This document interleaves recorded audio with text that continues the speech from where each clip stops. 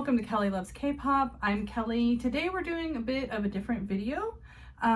Instead of doing tarot reading today, I actually wanted to celebrate kind of my 6-month YouTube anniversary, our 500 sub anniversary, with 10 K-pop tarot predictions that were accurate or came true, that I got right, however you want to put it.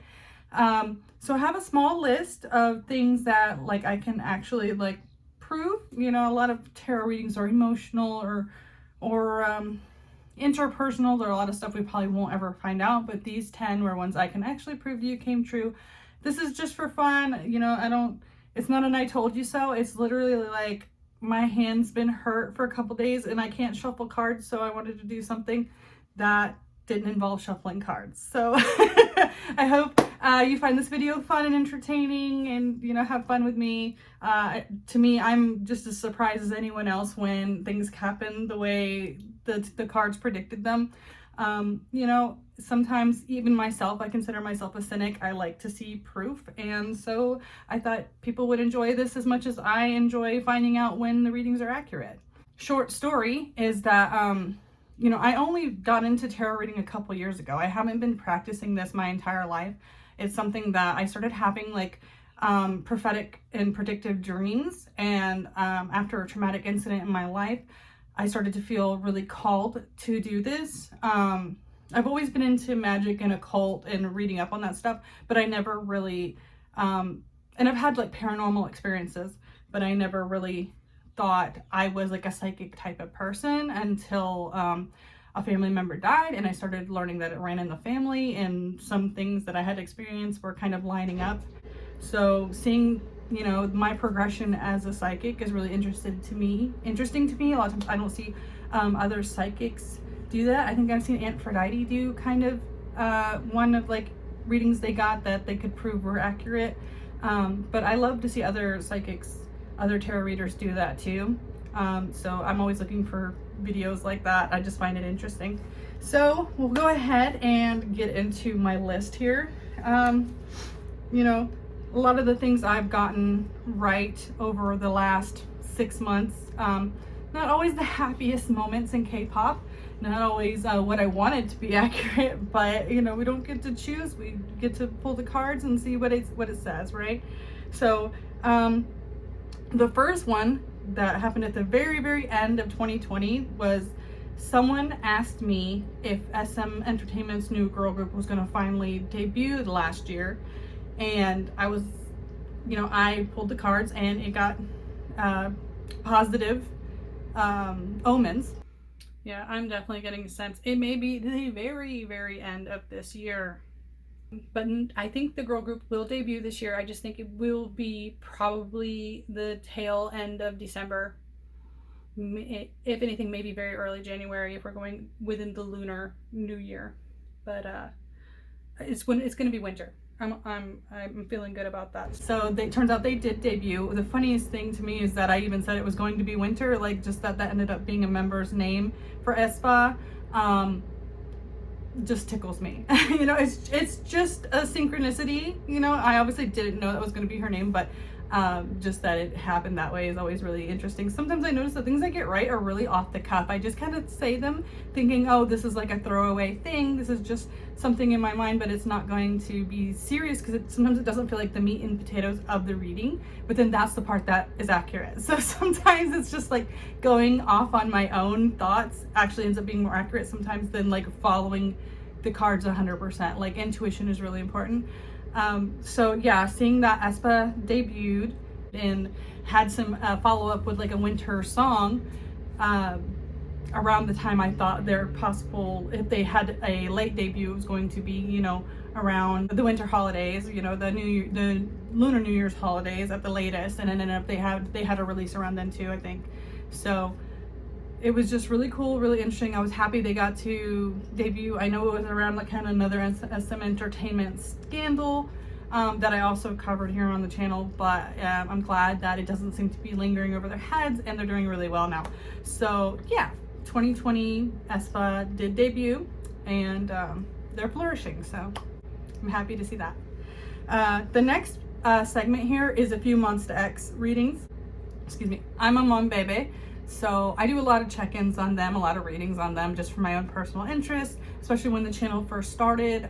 You know, I was really doing a lot of my own personal interest readings, and people that were in the fandom were mostly recommending, or I say mostly requesting readings from me. So we have about 3 or 4 directly related MONSTA X readings, so I'll go ahead and get started with them. There was a request wanting to know about early 2020 release, whichever one was right before the Fantasia X comeback, and basically I predicted that they would win something and that the comeback would do moderately well, but it wasn't going to skyrocket them into popularity, that they would basically be in the same channels and sales numbers that were average for them, and that's basically how that one played out. Nothing too exciting, but no surprises either, right? So and they did win, and like I said, I will be probably editing in some of my old readings and any footage or news articles that are relevant to how I can prove that this has happened, but I'm sure if you remember a bit around the Fantasia X comeback, you know how that played out. So yeah, I definitely think that they're going to win some awards this comeback. I think an exact number is just too hard, but I do think they will win awards. They're going to do very well this comeback. As far as getting a lot of recognition from the general public, I don't see them growing. I don't see them growing much bigger. I think their general fan base is going to like it. Like, they would love nothing more, but I just don't think this comeback's going to be the comeback that blows them up and makes them really big there. So next we had whether IM would release a full album or not for his duality release. And yeah, I said I thought it would lean more towards a mixtape, but all the same, it was not a full album. So I will count that as an accurate reading, even though I personally do wish he would have gotten a full album, because I think him and Joohoney and every member of MONSTA X will make amazing music, and it deserves to be shared with the world. I'm biased, but hey. Again, Page of Coins, let me know this is about money. But the King of Wands, this is like about not being in control and not being able to put forth your creative desires, feeling like it's kind of a mess. And Ace of Wands is like missing an opportunity. So I don't know if this is about his current, I know he said he wanted his current release to be an album. It sounds like maybe it's not going to be. Maybe it's going to end up being that mixtape. So, you know, his duality release ended up being a mini album. So, and he did not get to fully promote it as you would like a typical release for them. Let's see. Number 4 was I picked up on them transitioning more into Universe and starting to leave their vlive channel behind. That slowly they're going to transition more to their own things, because as we found out now, Naver, who owns vlive, is working with Hybe. Used to be Big Hit, or is still Big Hit, but the parent company of Big Hit, you know what I mean, the umbrella corporation.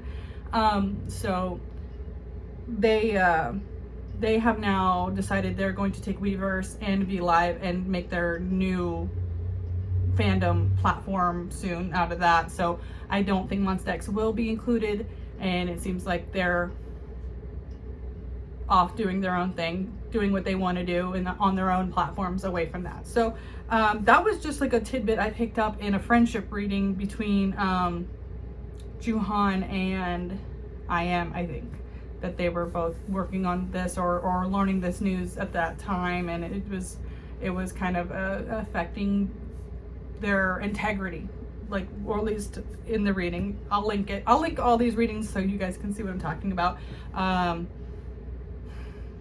Like I said, I'll cut it in. I don't know, it's not so easy for me to give the timestamp exactly. Maybe in the description I'll try to give the timestamps exactly, but they'll be cut in, you know, here.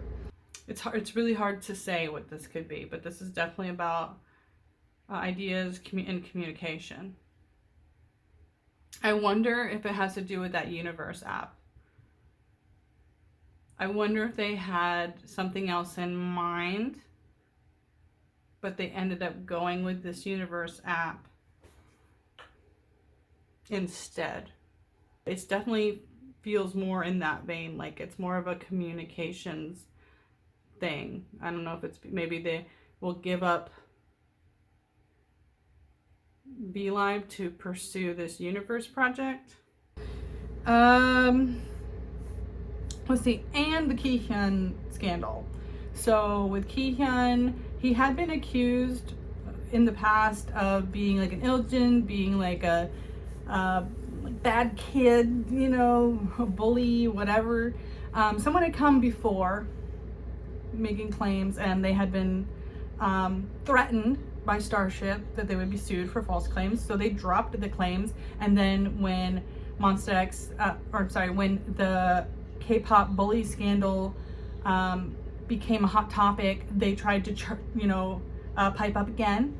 And Kihyun ended up meeting them and proving all along that this person was remembering an entirely different person. It didn't end up being Kihyun who was bullying this person at all. At least that's the story that has come out now, which obviously I will try to link to some information or insert what I can into this video. Kihyun proved that he was not guilty, and I said that that's exactly what would happen. He would find a way to prove that he would know this person's attack and how to circumvent it, basically. Like, he kind of sensed something was coming down the line and he's averted it somehow. Like, this Knight of Swords was like he took some kind of quick action to divert something bad that was coming around the corner. I don't know if they're trying to come after him with scandals again or what. So yeah, that was a really interesting reading. That was like within weeks that came out and worked out that way. So that's what I have for like just the MONSTA X section. I do have a small one for Wonho, where in his career reading I did a small oracle pull at the end, and we found out he would be doing a big duet collaboration, and that came out. And actually his American PR team has done nothing but promote that instead of his lead song, but that's another issue. Co-create, it looks like maybe we'll see him working with someone else soon, or writing a song for someone else soon. I definitely am getting like duet energy out of this. Or maybe we'll see another idol writing for him. Something. He'll definitely, looks like in the future he's gonna get a little boost from someone he knows. So I won't be surprised if we get a video with him and Kiara to promote that duet soon. That definitely seems to be what his American PR team is promoting more. They're teasing something anyway, but the song is on his album. You can check it out. It's called Ain't About You. It's a bop, even if I don't particularly care for Kiara, but Wonho saves the song in my opinion. So,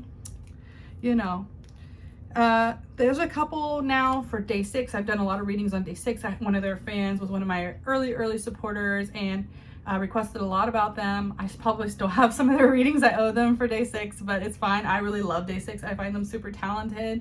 It breaks my heart to see all the things they've been going through, but we did some readings for them. Mostly Sungjin, his stuff came through, and it was a couple different readings that basically alluded to the same thing.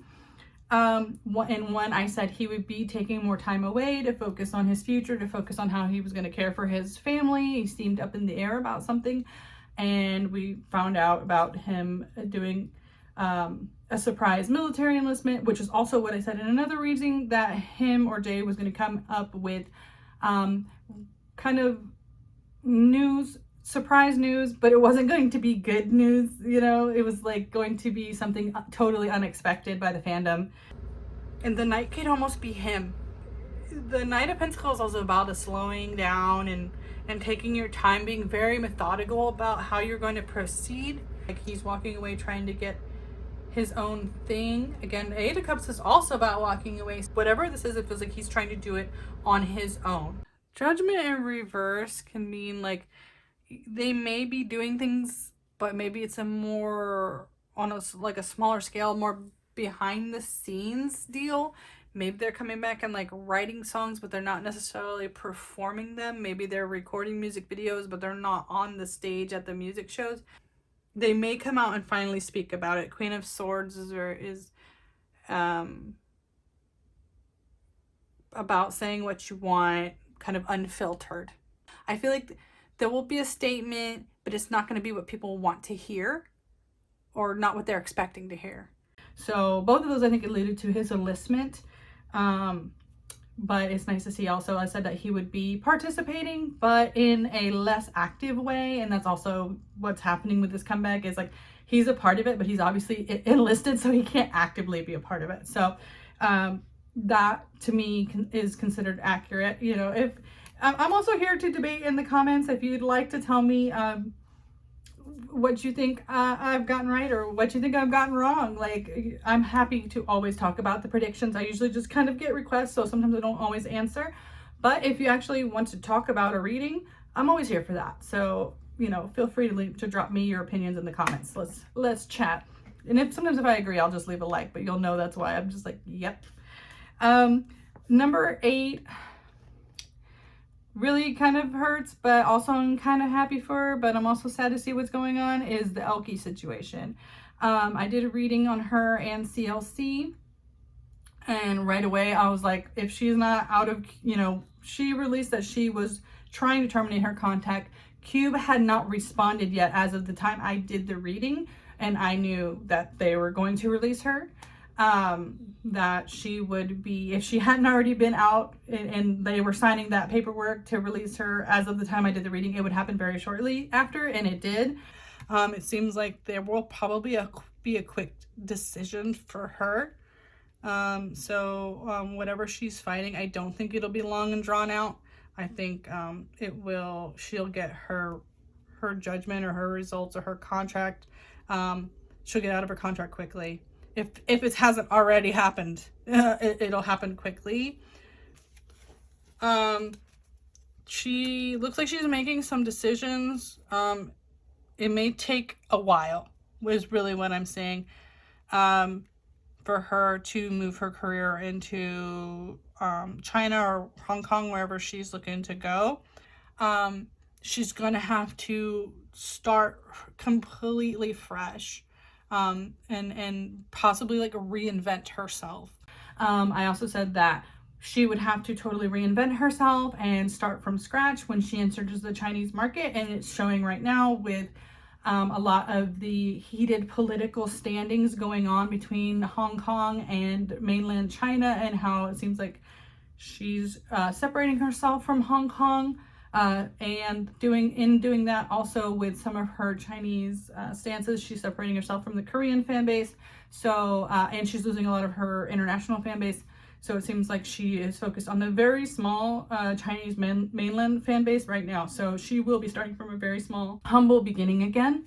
So I think that's obvious now. And while a lot of the fandom reaction is stuff I've just seen from reading sites like Twitter and things, and I've come to that conclusion myself. You know, it's harder to prove that in the news, but I definitely think I can prove that she's left the company, that Cube was very quick to let her go, like I said, so I will count that as an accurate prediction. Okay, so we're at number 9. Number 9 is Kingdom. I've done a few Kingdom predictions now. Not all of them have had enough time to come to fruition, but one of the big things I predicted that has come to pass is stage budget issues. And I think it was both in SF9 and the Stray Kids readings. Like I said, I will put them in here. I don't know, I feel like if there could be like an issue with them not getting the money, like I don't want to feel like their costumes, their stages may look like they're not as expensive as some of the others. Or if like, again, like they're losing something for some reason. There's also the Devil, which means me like, again, these like Nine of Swords is like outside influence that's kind of messing with them. The Page of Pentacles in reverse. So Again, I don't know if this is an Mnet thing, because I also got in the SF9 reading that I feel like there may be some expectation for like expensive looking stages, and they may not. So I guess we'll see, but that's kind of, I keep feeling there's an issue with finances between Mnet and almost all the groups. I said there was issues with finances and stage, and that the stage would look not as nice as people expected, and it's because like directly compared to obviously some of the other stages now. In that first episode, it was clear, and Mnet, you know, admitted to not communicating budget correctly to half of the groups, and it definitely seemed like favoritism. You know, like in my opinion, the favoritism is just my opinion, but I think I'm not alone in that stance. But all the same, there were definitely budget issues with the stages. So there's that. And I think my last one, I just actually found out yesterday, which wasn't originally going to be on this list, but it rounded everything to a nice even 10, so I thought I would include it, is in the recent TXT personality readings. At the end of that, I do a tarot reading, and I talk about how TXT would make a surprise TV show announcement, most likely. It was like something with tour, something with TV, something definitely that seemed more about meeting their international fans. They're having to like kind of hold it in to themselves. They're keeping, as they playing it close to their chest. I don't know if there's a secret appearance they're making or surprise or something of that nature. Part of me wants to throw out a guess that they would be on a TV show like Kingdom, like as a surprise. And turns out they are going to be on Ellen this week. So, and from my understanding, that was a fairly recent announcement. So I'm going to also include that as a, wow, okay. My neighbor is mowing the lawn. All right, my neighbor's deciding to mow the lawn now, so I guess I'll have to wrap this up. Hopefully it's not too loud. But yeah, so I'm going to include that as the last one with the TXT announcement. Thank you so much for watching this video. You know, leave a like if you enjoyed it. Feel free to discuss any of these readings with me in the comments. I really like talking to you guys. And like I said, hopefully my hand's feeling better soon so I can do some more tarot readings, because I hate leaving you guys waiting too long. I mean, I do it for my own satisfaction too, so I'm included with the waiting for more readings. So yeah, take care of yourselves, take care of each other, and I'll see you guys really, really soon. All right, bye.